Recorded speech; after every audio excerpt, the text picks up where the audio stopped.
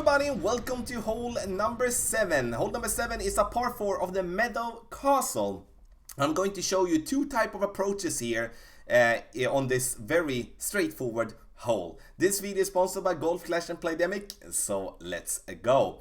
The reason I'm going to show you two ways here is that the first one I'm going to play with the rocket, which gives me a very little distance with my drive, but also I'm going to play with a basic ball, and I'm going to lay up and I'm going to show you visually here how good of an approach we're going to get there as well. If we do want to go for the green, we do need to play with a driver that gives us more distance, which could be the extra mile, but also we could play with a power 3 ball, and that's going to be in the second example. So we're gonna have the rocket here. You can see 2 bars of topspin. I'm going to go with some overpower here, and the reason I'm going with overpower is, once again, the Meadow Castle has a very wide fairway, and it's very easy that still, if you hit the ball great, you're still going to get the ball to stop on the fairway and give yourself a very good opportunity to make the eagle.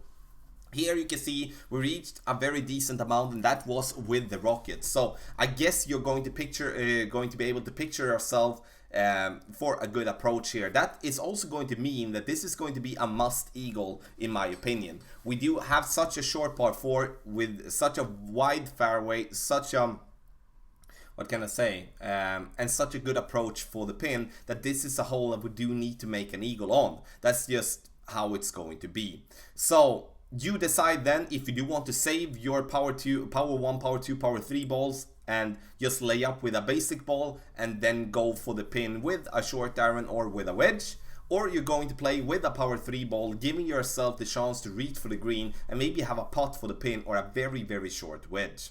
So in this case you can see we do have a wedge here aiming straight at the pin.